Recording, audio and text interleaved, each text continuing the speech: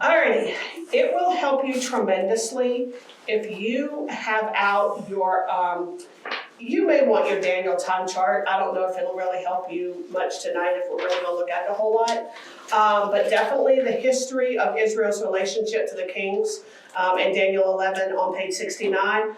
I think this is a really, really good, a good explanation, a good paper to have, a good everything. It's just a great outline to have. I wish they kind of made this, I don't know, kind of Bible size so we could stick it in our Bibles, but this is a great chart, and so we can look kind of at that and reference that as we go through Daniel chapter 11 tonight.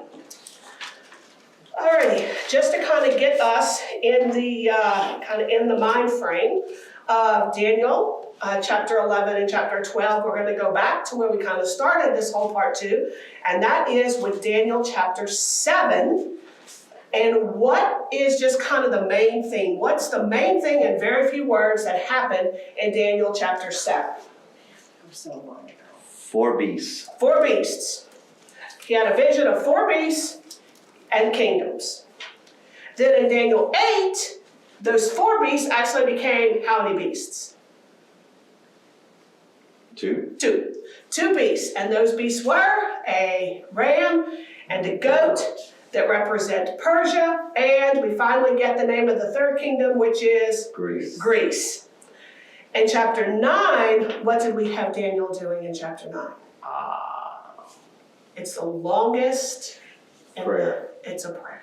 It's the longest prayer in the Hebrew scriptures. And he was also given 70 weeks for his people and 70 weeks for the holy city. Last week we talked about in chapter 10 that he was given this message. And what kind of message was it? It was a word of what?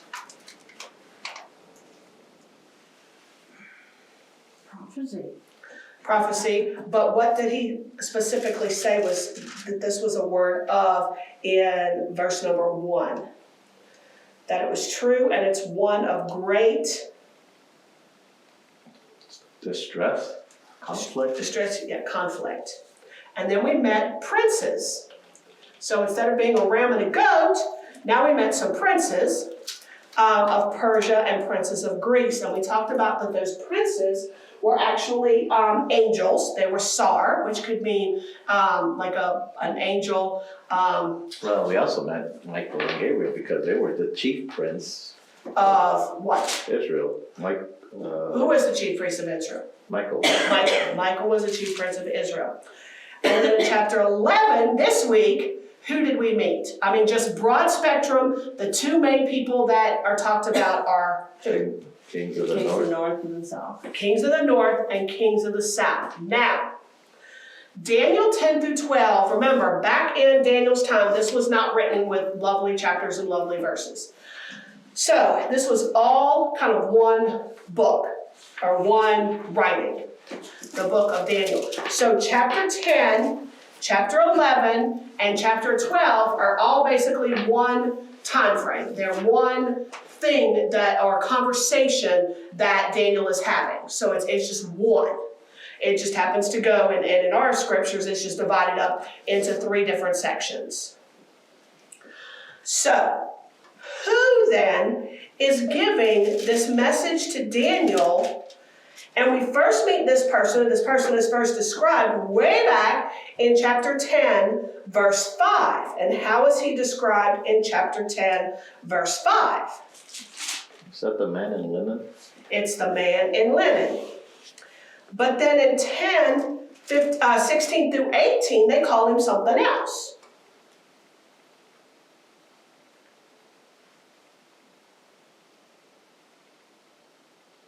The one who resembles a human? Right, the one who resembles a human being. And do we know for sure, do you guys think, is the man in linen and this one who resembled a human being, are they the same spiritual entity? Are they the same angel? Are they the same messenger? Or are they 2 separate messengers, do you think?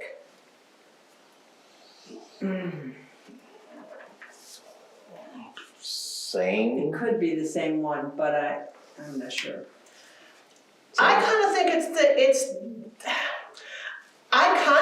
the same one, but I don't know if it's the man, but the one who resembles a human being, where have we heard, or who has been described that way before? Gabriel. Gabriel.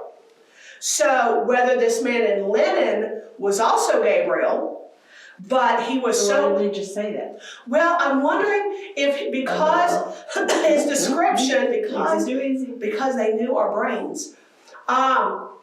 Because I think Daniel was so distraught because this man in linen, the description is very scary. I mean, he's very glowy. He's got fire, for his eyes. I mean, So his how would he voice know is he had loud. linen if it was so It's white? really loud. Well, it says his clothes were white, like linen, and then his arms and his legs, they say were like bronze, like polished bronze, and he was kind of yellowish.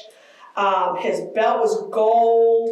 His body was like beryl, and that's yellow. He had the appearance of lightning and flaming torches. His arms were like bronze. I mean, it was just this big, scary kind of looking thing. I know we're not supposed to read commentaries, But that's okay. well, I mean, actually, this is for chapter Right. 10. So, but this says that he is described almost identically to Christ in Revelations 1:13 and 14.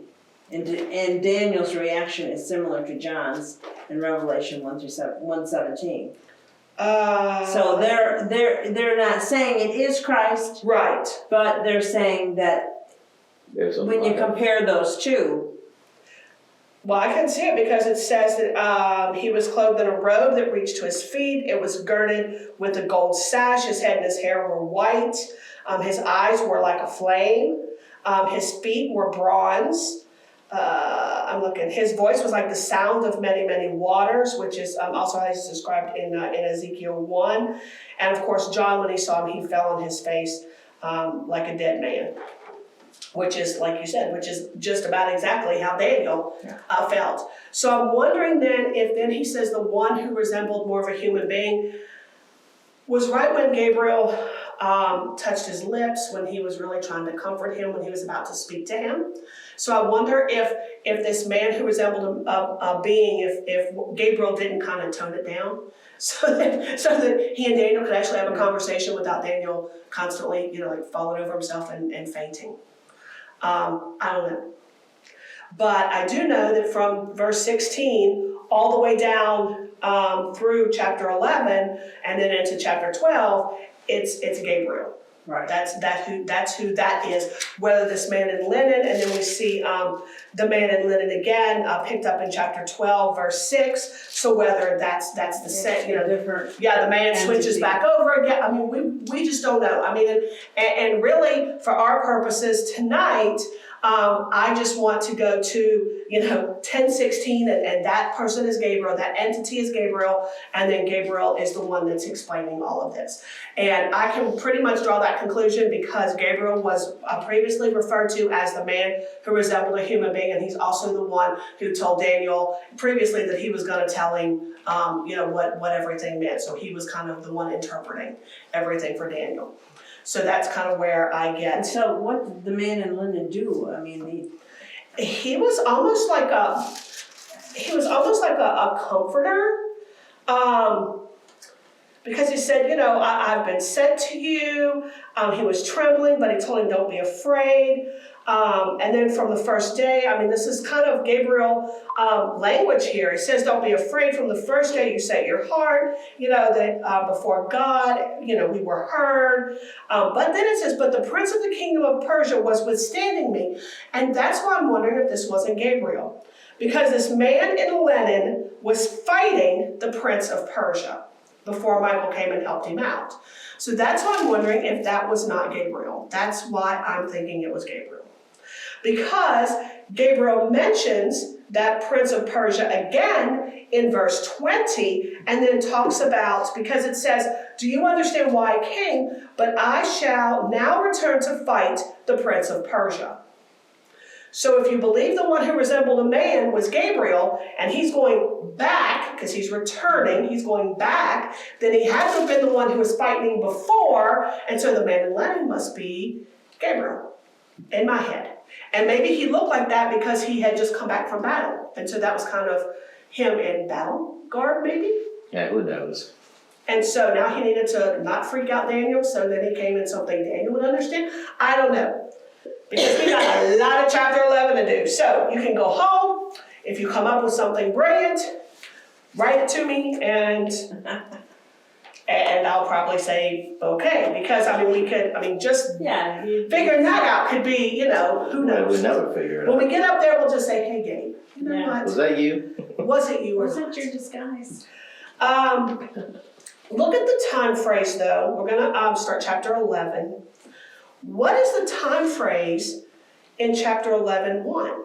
First year of Darius, What was it in 10? third year of Cyrus. So what happened? They went back in time. Why? Who is the I? In the first year of Darius the Mede, I arose. Who is that I? That's Gabriel. I agree. I happen to think that's Gabriel. Or whoever this Yeah, one because resembling a human Or the being entity. would be, yeah. But I believe that was Gabriel. Because it's explaining what's happening in it. Yeah. And then it says, I was an encouragement and protection for him. Who's him? Michael. I think so. I absolutely agree with that. Because without the break between 10:21 and 11:1, it makes sense. He says, do you even understand why I came? But I need to return right now to fight the prince of Persia. So I'm going forth, and behold, the prince of Greece is about to come. But I will tell you what's inscribed in the writing of the truth. But there's nobody who can stand firmly with me against these forces except Michael, your prince.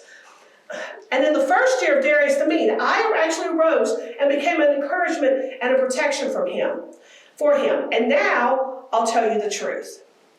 And that truth of 11:1, you can connect it to the truth in 10:21, and that's actually that truth, that writing of the truth is a divine destiny of mankind. And of course, if we're in the book of Daniel, what mankind would that be? That would be the Jewish people. So that's who we were talking about. Now, what I also want us to understand or to get is that time phrase in the first year of Darius the Mede is not a time phrase for this entire chapter. That's like if I told you, you know what, a couple years ago, this is what I did. That doesn't mean that now suddenly the whole world just kind of flipped over to 2 years ago. So Gabriel is just telling Daniel what happened. Or maybe he was trying to explain who Michael was. Because in the first year of Darius the Mede, what was going on in Babylon?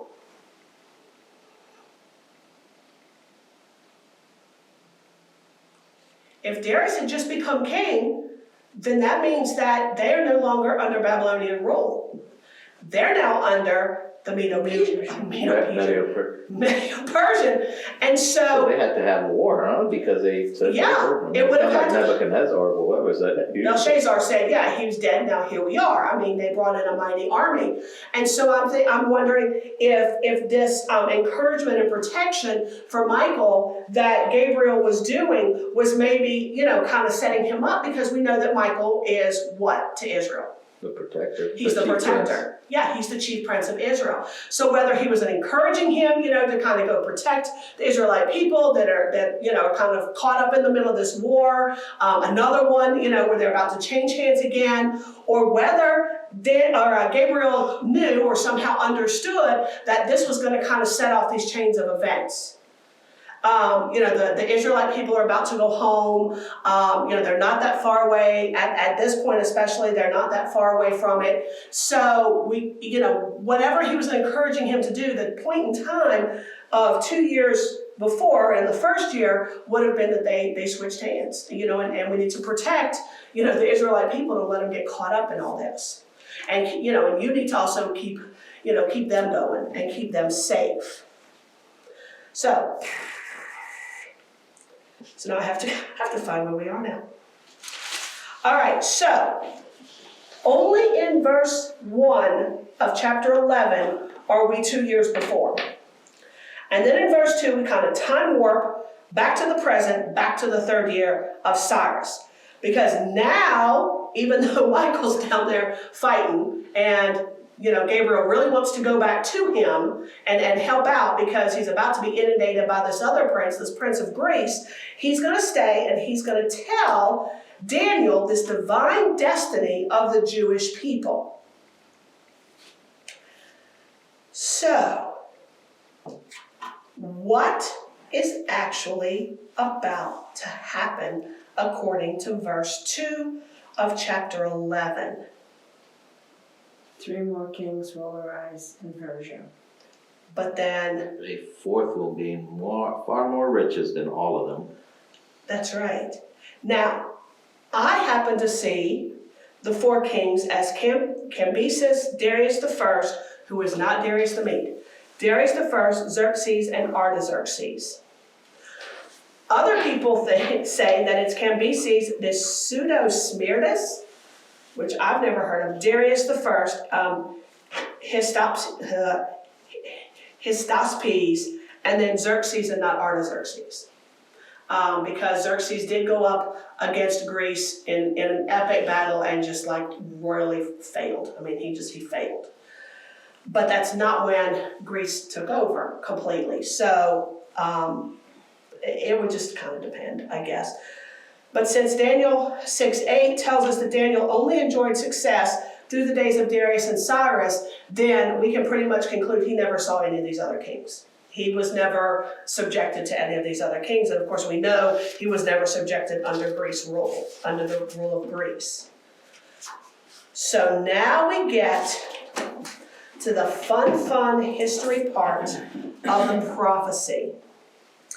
Beginning in we're going to take this pieces at a time. Verses 3 through 4.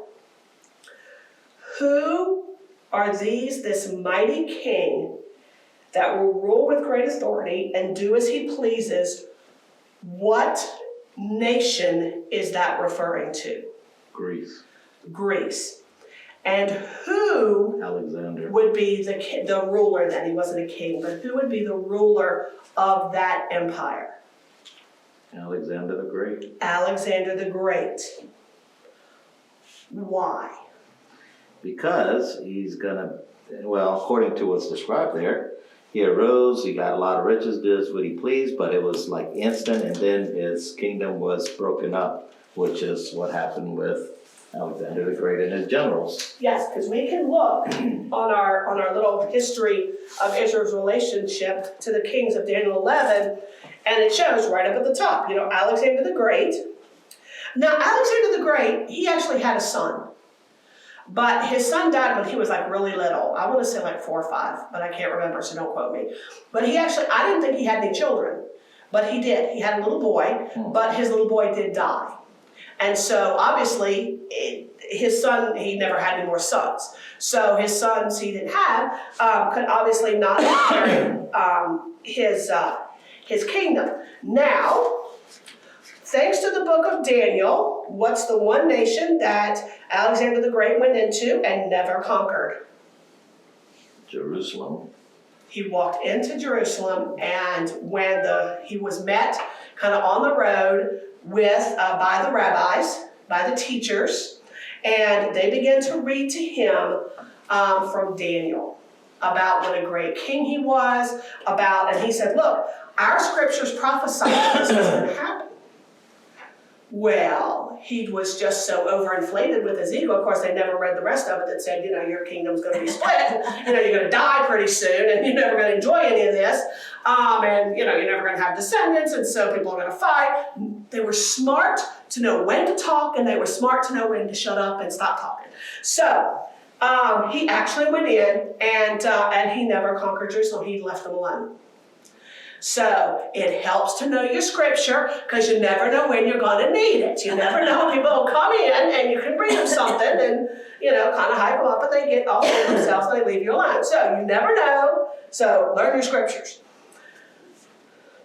So we saw his 4 generals, Cassander, Ptolemy, Seleucus, and Lysimachus. I do practice these at home, and I sound really good at home, but I am not really good once I get up here. My tongue gets all tied up. So they all won control of different parts, and our chart shows us where they actually took, the parts that they took. But this actually did not,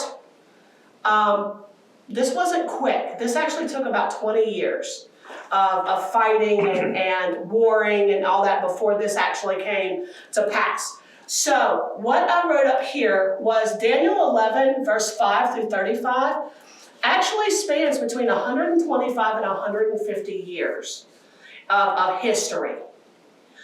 And so it blows my mind and really speaks to the sovereignty of God is that this prophecy is so detailed about what actually happened in history. I mean, we can look and we can go, wow, and we can follow it through history, that it spanned 125 to 150 years worth of history in only 30 verses, or however long it took Daniel to write it, but in our Bible, in 30 verses. And the plan is so laid out that it's right there. And so if all of this prophecy we can look at, and we know that this came true, what does that say about the rest of the prophecies in the book of Daniel? It's going to happen. It's going to happen. And it's very detailed. Now, just like we can go, gosh, the king of the south, the king of the north, who are these kings, and da-da-da-da-da, and we just read it like that, we would not understand. But when you go back and you look at the history, and you go, oh, well, my goodness, okay, and it all fits, and the king of the north and the king, there's just no question. There's no question. And for that reason alone, there's a lot of people who believe that Daniel did not write this. That this was actually written a lot later, actually after all of this actually happened. That someone went in and kind of added in to the book of Daniel. Now, nobody that we need to worry about, but there are non-Christian, obvious scholars who do actually believe that, who believe that this was written after the fact. I don't believe that, but there are people out there who do. And this is why. But why would they want to do that? To try to probably... To diminish God. Exactly. Somebody would want to add it in because God obviously couldn't have told him that and gotten so right, so they added it in to kind of make their God seem bigger. And so they say that, well, look, they just wrote it afterwards, so to diminish God. But we know that didn't happen. We know that Daniel wrote it, and Daniel wrote exactly what the vision said, and it was written in Daniel's lifetime, and it was probably written very close to when it actually happened, because who could keep all these facts straight otherwise? And that it really troubled him, and so I will choose to believe that what God's word says is what God said. So, how does this description, just in verses 3 and 4, compare with that third kingdom in the statue of Daniel chapter 2? What did that bronze belly represent? Or what was said about it? Way back in Daniel chapter 2. This is really testing our memory. Yeah. From way back when. And it is in...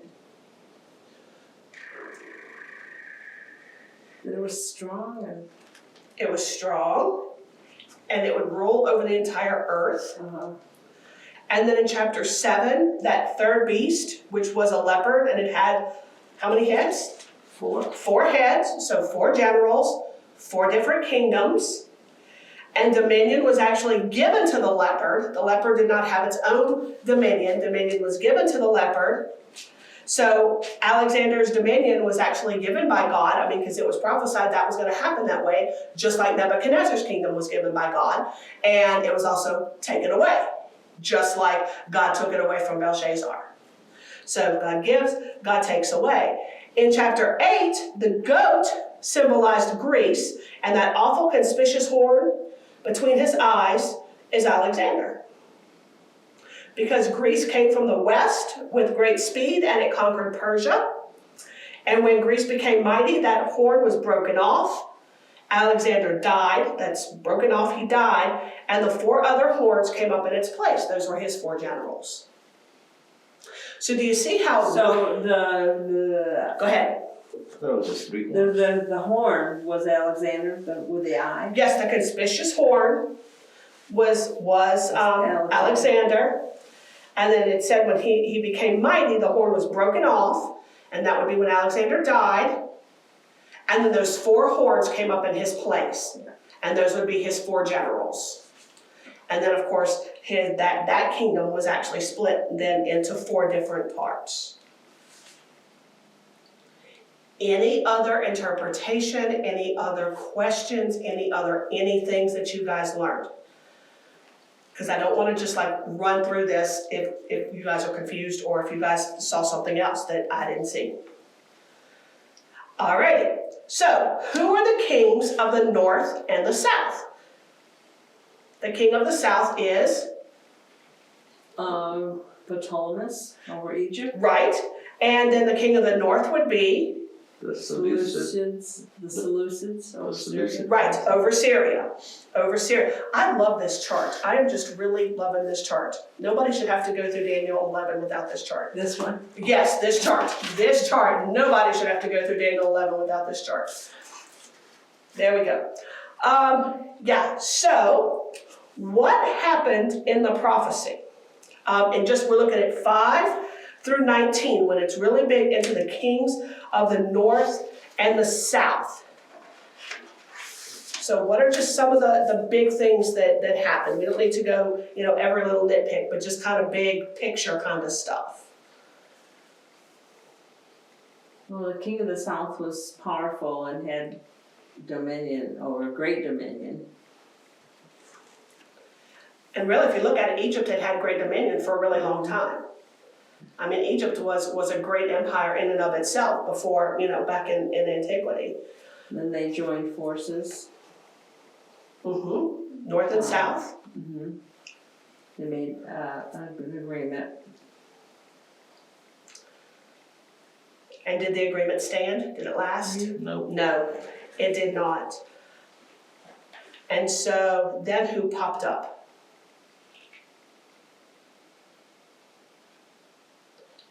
What happened after the Ptolemies?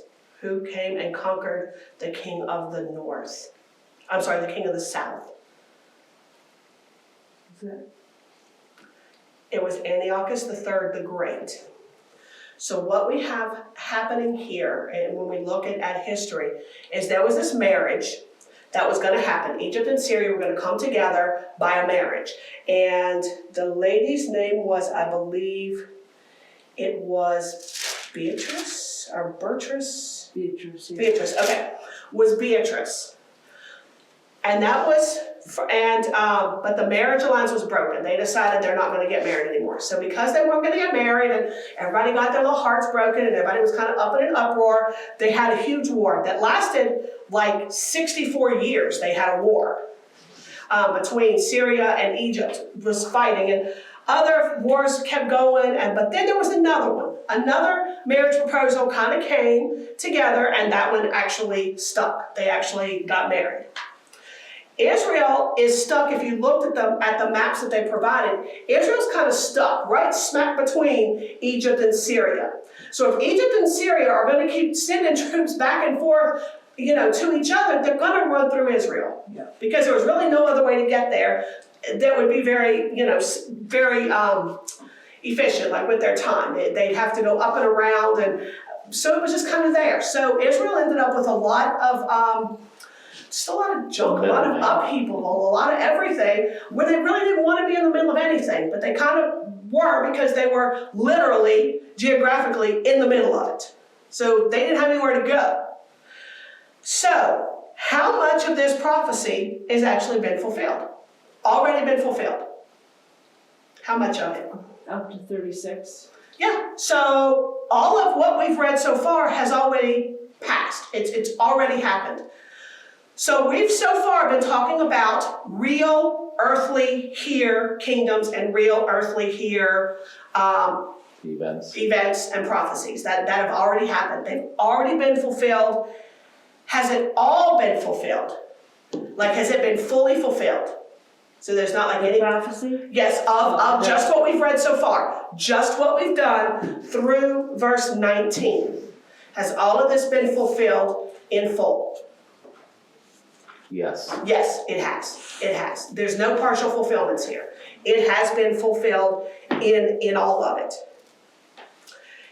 In 20 verse 35, or 20 through 35, I'm sorry, we meet somebody else that they call a despicable king of the north. He took the kingdom of Syria by intrigue. He wasn't ever supposed to be the king because he was actually the youngest son of Antiochus III. And the youngest son, is never supposed to be, head to king. But he actually decided to make himself king. So his father never appointed him king at all. Nobody ever appointed him king. He appointed himself the king. And he took on the name Antiochus Epiphanes. Ding, ding, ding. That name should ring a bell because of the Maccabees. Yeah, the Maccabees. Antiochus Epiphanes. And he stirred up trouble in times of peace without any warning. He was not a very good guy. In verse... Is this the guy that they fought? Yes. Oh. Yes. In verse 22, it talks about the Prince of the Covenant. I think that's Onias, who was the high priest of Israel, and Antiochus actually ordered his murder in 172. So I think that's who the Prince of the Covenant would be. In verse 27, it describes a time when Antiochus and the king of Egypt really lied to each other when making an alliance. They both lied equally. I mean, it's not like Antiochus lied and Egypt was going to, do everything he said. They were both sitting there bull-faced lying against each other. And so that went kind of crazy. But it was actually fulfilling prophecy. It was fulfilling this prophecy. In 28, his heart was set against the Holy Covenant, the people of Israel. He did take action against Israel, just like the prophecy said, but he really went against Israel kind of as like a temper tantrum, because he actually came up against Israel twice, and both times only because he lost and didn't get his way. So he went to a battle with Egypt, and he lost. So he went back to Israel, and he just ravaged them. And that's when he took away the Holy Covenant. He destroyed the temple. He set up an altar of Zeus, or an idol of Zeus. He sacrificed pigs on the altar, which is a huge, awful animal to Jewish people. You don't do that. But then he started currying favor with the Jewish people who kind of went along with it, that were actually Hellenized. And so these Jewish people who would go along with him and who agreed with him and would go and offer sacrifices and who would worship Zeus and who quit, he burned every bit of Torah that he could find. And every Jewish person who did this, he gave them favor. So, he gave them things. He did set up the abomination of desolations. And he turned a lot of Jews away from the truth. But those Jewish people with insight or with wisdom actually were able to explain and to orally teach those who decided not to be apostates, decided not to apostatize against God.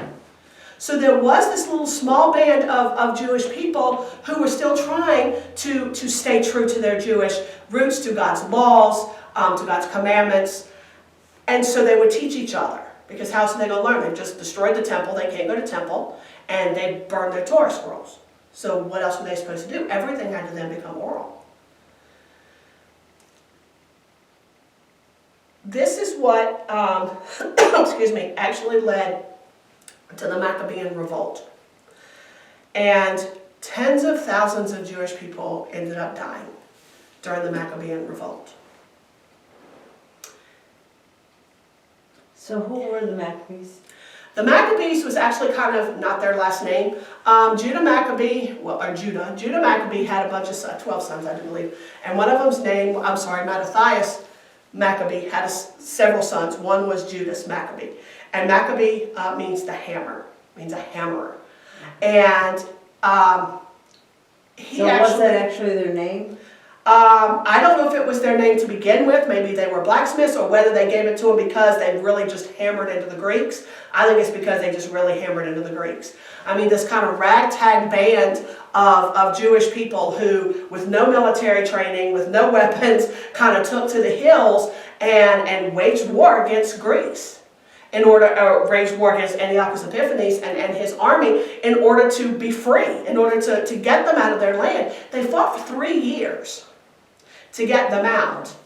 And so that's where we get Hanukkah, that's where we get the Feast of Dedication, that's where we get our Hanukkah with the 8 days of oil, that it burned when it only had 1 day worth of oil. It takes 8 days to refine olives into olive oil, and so that's where we get that miracle.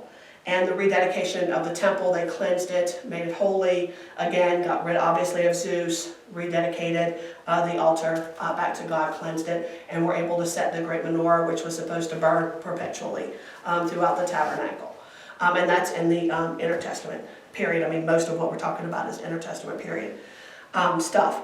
So, but that did not free all of the land, that freed Jerusalem. I mean, it took a long time for everything else, and brought in the Hasmonean dynasty, and it was just, it's a whole lot of other history. But Antiochus was done. In the last part of 36, of So chapter, what happened to Antiochus? he was killed. Okay. They chased them and they killed them. Did they kill him though? I thought he continued to fight. And he died. Oh, I'm thinking, I don't remember. My brain is over 150-year time span here. And you're looking up. Does your Bible say anything that may have happened to him? I was Miss just Marge? looking. No, but it refers to 1 Maccabee, 1:44 to 54. Yes. It describes this abomination. So if we had a Catholic Bible, we'd be able to look it up, because they have 1st and 2nd Maccabee. Yeah. we got the internet. In verses, yes. Okay, I don't think of that. I think let's go to Amazon and let's find the Book of Maccabees. Actually, I have copies of the Book of Maccabees. In 36, through 45, Antiochus, well, let me ask you this. Through 35 are actually earthly kings and earthly kingdoms that has already been completely fulfilled. Yeet. Yes. In 36 through, really all the way through to the end of chapter 12 verse 13, are we still talking about earthly kingdoms? No. Have those verses been fulfilled yet? No. No. I talk a lot about, and we've talked a lot about putting these chapters kind of in some kind of chronological order. So I thought it was very interesting that this is the present time. This is where we actually are. We are living between Daniel 11:35 and Daniel 11:36. This is us. Interesting. Now, this is a lot. I mean, this gap is like huge, because we don't even know how big this gap is, because 36 hasn't come to pass. I mean, we're not living in, the end times have not come, tribulation has not started, great trib obviously hasn't come, and we're all still here. That's the time of the Gentiles, in between 35 and 36? I think it's in there somewhere, Yeah. yes, absolutely. But this is us. So if you ever want to know where we are in history, we are between Daniel 11:35 and Daniel 11:36, and that's where we are. That is where we're living right now. So we are life between the trees, right there. Antiochus was a real person, obviously. But he was also a foreshadowing of the king of the end time. Because there will be an Antiochus-esque or an Antiochus-like person a king in the end times that is going to come and attack Israel again. And he's going to be the king of Daniel 8, who pictures the king at the end. Verse 35 talks about the time of the end, and 36 kind of continues from there. Verse 35 tells us that some of those who have insight will fall in order to refine, purge, and make them pure until the end time, because it is still to come at the appointed time. Then the king will do as he pleases. Well, right there's our time jump. So this king that does as he pleases is a king that's going to look a lot like Antiochus, in his actions. And that's the king that is now being spoken of. And so this is the fourth kingdom. We always talked about that fourth kingdom is one that has not been named yet. And we still don't know what it is.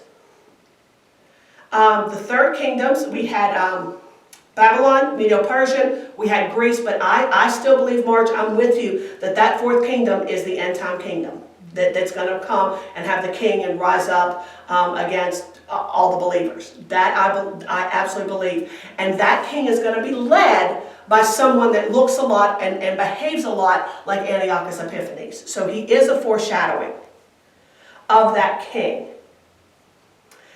And according to verse 45, listen what it says is going to happen. At the end time, the king of the south, which I do believe the south is still Egypt, will collide with him, and the king of the north will storm against him with chariots and horsemen and ships, and he'll enter the countries, he'll overflow them, and he'll pass through them. He will enter the beautiful land, which is Israel, and many countries will fall. But these will be rescued out of his hand. These are the ones who are going to last.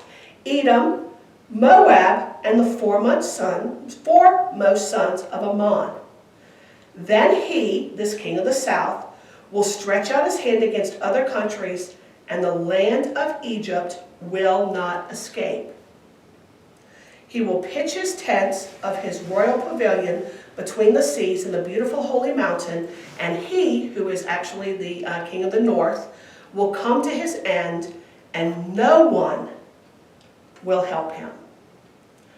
Eventually, just like the first Antiochus, Now this king of the north is? Syria still, and we don't know his name because he hasn't been here But yet. it's still Syria. That's still an end time, yes. I believe it is. Because he didn't name him anything else. Does that make sense? And then the king of the north and the king of the south. He comes to his end because nobody will help him. If we go back to the statue in Daniel 2, we know that the stone, who is God, just crushes. That kingdom crushes all of the kingdoms. And then it grows and grows and grows, and it becomes the holy mountain. It fills the whole earth. And I believe that's what this is talking about. That he will pitch his tent between the seas, between the mountain, but he will come to his end and no one will be able to help him. Well, if all of the kingdoms are being shattered by God, who's still going to be around to be able to help him? There's not going to be anybody around to help him because they're all being shattered. Yeah. So, then we do chapter 12. And we're not going to get into a lot of specifics in chapter 12 because we'll be able to, we've still got a couple weeks and we will speak more about chapter 12 in those next couple of weeks. So, when you look at chapter 12:1, and it says, at that time. When is at that time? What does that refer to? The final, is that the final tribulation? The end of the abomination, whatever? It could be. I think, because look who's going to come. Michael's going to come. And if Michael's going to come, who is Michael about to fight for? Who does Michael always fight for? The Jews. Yes, the Jewish people in Israel. So I think once, if you go back to verse 40, once this king starts coming up, and he starts to enter the beautiful land, and he starts to destroy it, I think that's the time that Michael's going to arise. So when it says at the time of the end, so you think this at that time refers back to that time of the end? I don't have, where do you see, where does your Okay. Bible say the time of the end? In verse 40, at the time Oh, of the okay, end, yes, I'm so the sorry. kings of the south shall attack him. Okay, do Yes. you think that verse 12, at that time, Michael will stand up? Does that refer back to Yes. time of the end? Yes, that end time when this king comes up because he's going to go against Israel. And if Okay. you're going to go against Israel, Michael's about to get involved. Mhm. Because that's what Michael does.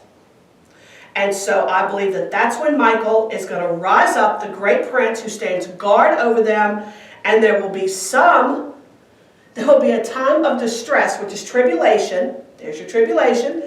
That's never occurred before, and that will never ever occur again.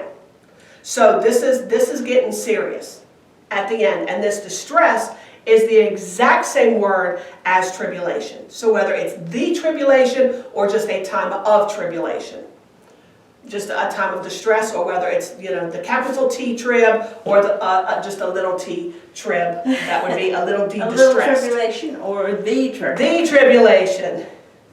So,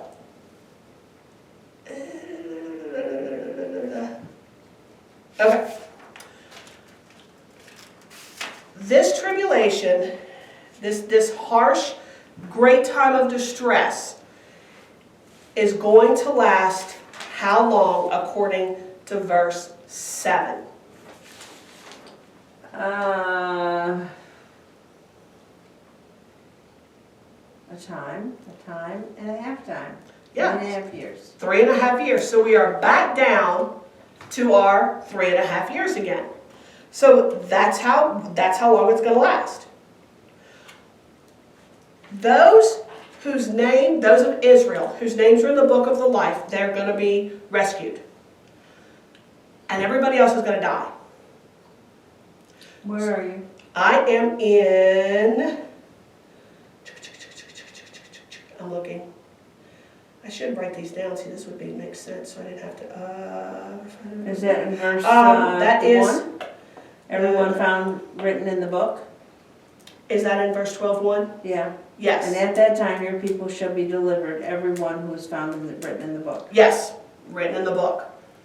And we're going to talk about written in the book and what happens when you're written in the book or when you're not written in the book. So this is a time of the purging, the refining, and the purifying.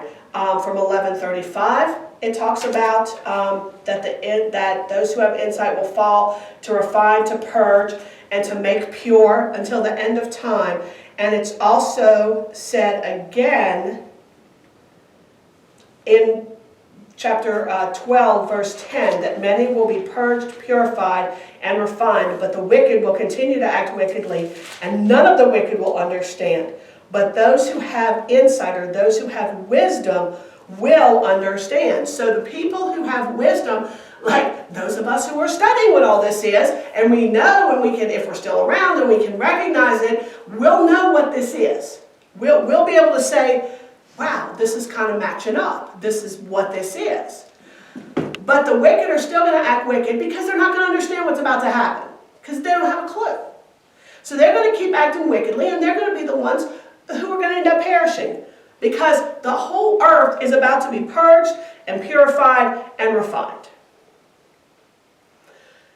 And then we get in to the sticky part. Just as there was an abominable desolations during Antiochus Epiphanes, and the actual earthly Antiochus Epiphanes, there's also going to be an abomination of desolation at the end times. And that's in verse 11 of chapter 12, when the regular sacrifices are abolished. And the abomination of desolation is set up, but it only says it says it's 1,290 days. 3.5 years is 1,260 days. So we have to get to this time times and half a time plus the 30 days to get to 1290 days. But then it says, blessed is he who keeps waiting and attains to 1,335 days. Well, that's another 45 days. So now we are literally 3.5 years and 75 days. Because if you add the 30 days and the 45 days, there's 75 days that we don't know what's going to happen during these 75 days. It doesn't tell us. So the whole, from the time that it starts to the time of the abomination of desolations is going to be our 3.5 years plus extra time. And then, but blessed are the people who actually, make it another 45 days. Well, what's so important about the 45 days? What's so important about 75 days? And why weren't these 75 days just included in our 3.5 years? I don't know. The only thing that I know that's actually 75 days in length, and do not preach this because I'm not saying that this is what this is. I'm not saying that this is what it is. The only thing I know, time span wise, and I don't even know where this would fit in anything, but this is where my brain goes. 75 days is the amount of time between Sukkot to Hanukkah.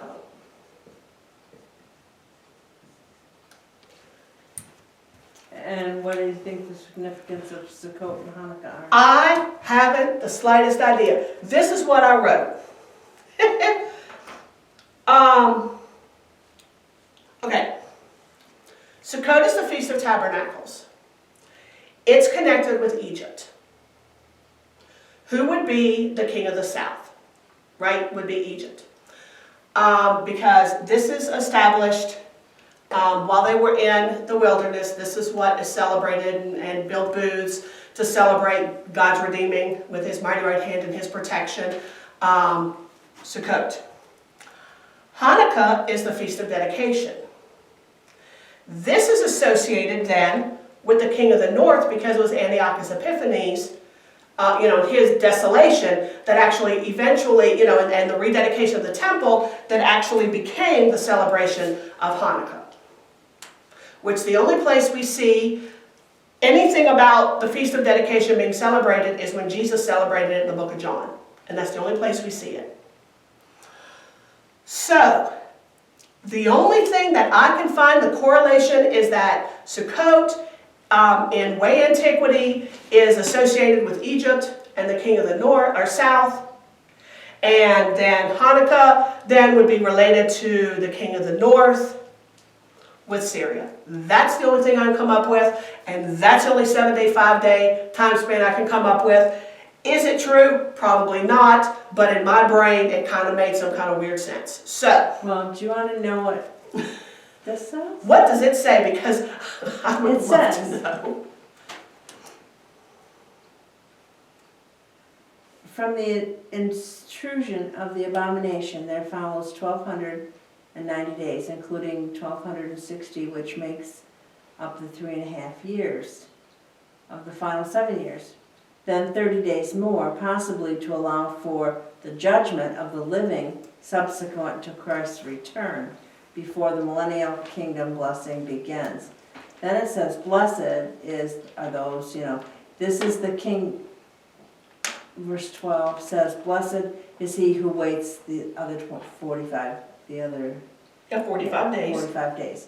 Then it says, 45 more days, even beyond the 1,290 days, allows for the transition between Israel's time of being shattered and God setting up his kingdom. So when God sets up his kingdom in the dedication, that all makes sense. What you said, the Feast of Dedication. Who knew I would make sense? Yeah, well, it all kind of gels. It does. It kind of goes, yeah, see, you make me sound smart. So, yeah, but it would, because the Feast of Dedication, and if that's when God sets his earthly kingdom here, then that would make sense. What is the marriage supper of the Lamb?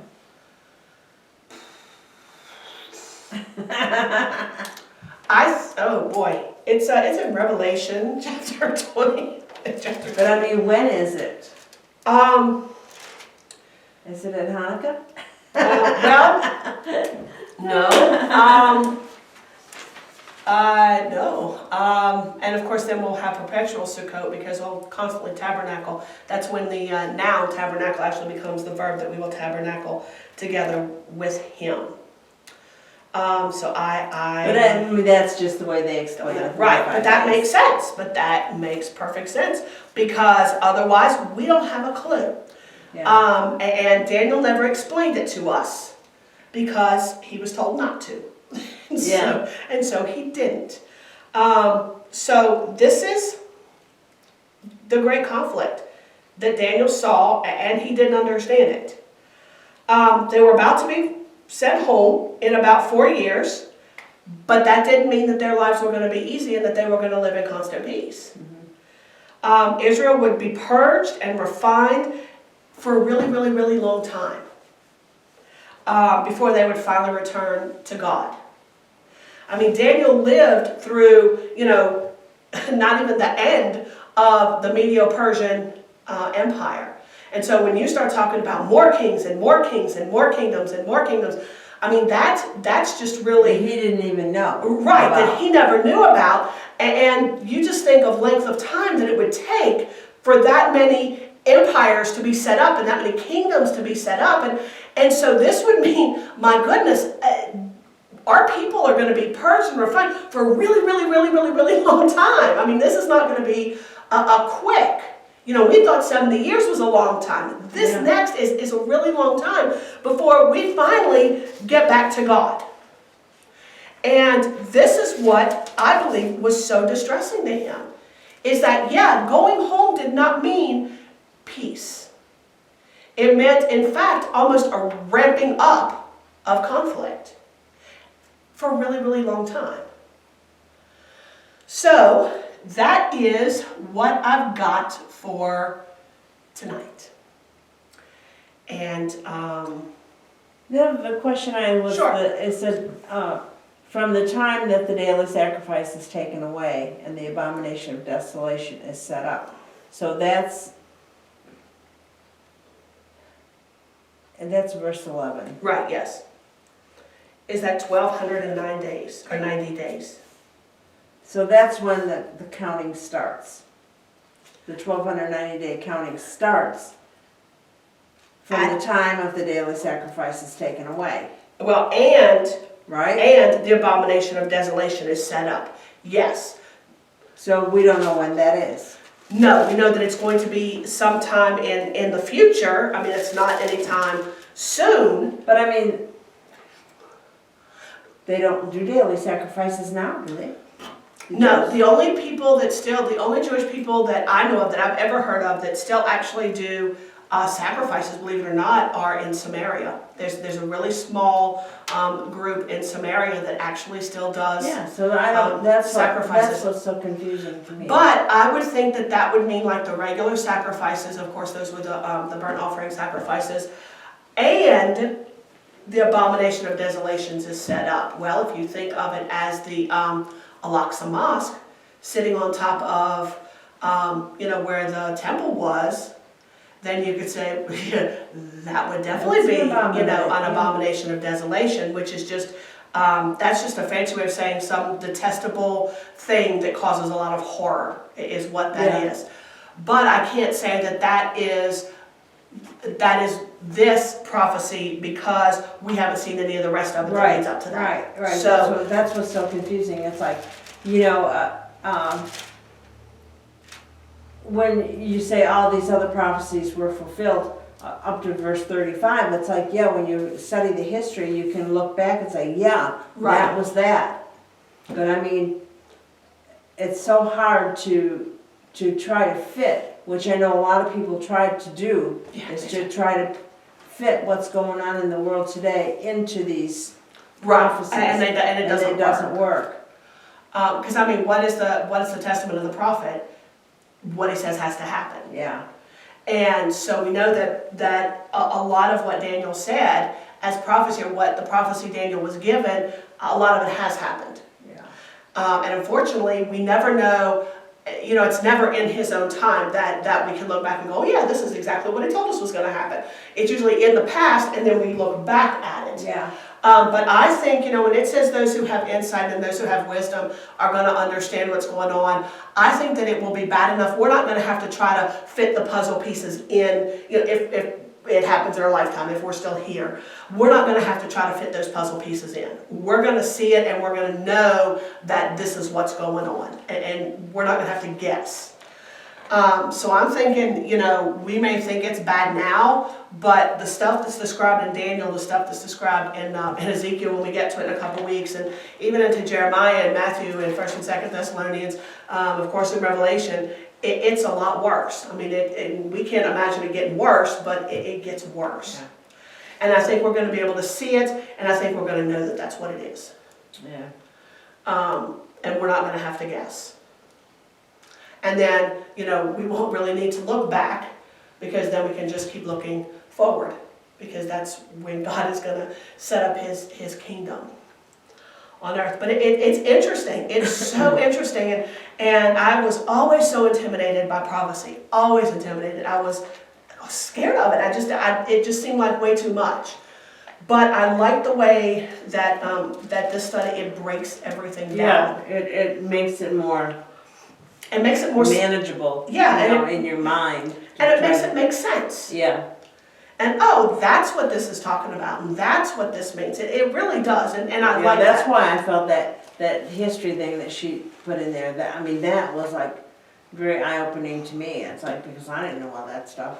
Yeah, And I wouldn't take the time to study Yeah, that. we had to go find it. We had to go find it. Yes, but and that's actually from 2 books of commentary. You can get one that's the New Testament and one that's the Old Testament.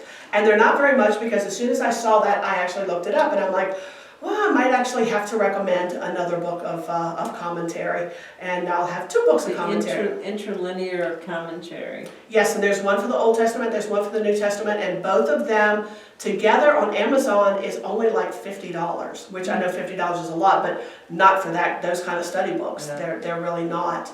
But I thought that would be really interesting, because you would get a really good cultural insight into what was actually going on. So yeah, I thought it was really good. I enjoyed that. I liked it. It made things much easier, and I love the chart that they included. So.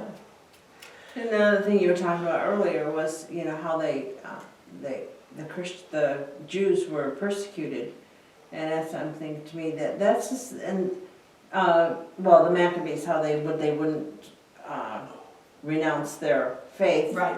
They fought back, and it's like, to me, when you read this stuff about the voice of the martyrs, that these people are going through, it's just blows my mind that they have the faith to fight back and to stand firm, and it's like, so there's nothing new under the sun. There really isn't. It just keeps going on and on and on. There really isn't, and I often wonder, we don't stand up to persecutions like that. We don't have persecutions like that in this country. We don't.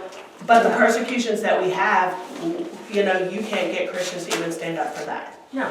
You can't get them to stand up for what's easy. I mean, relatively easy compared to what the people in the Voice of the Martyrs have to go through and what they risk. We don't risk those things here. Well, we had a thing here Tuesday night about the. Yes, and we didn't get back. I was exhausted That, by the time we got back. The guy, his wife was one of the speakers. Flip this. I'm just gonna flip it off. I mean, he'll edit all this out anyway. He was the one that brought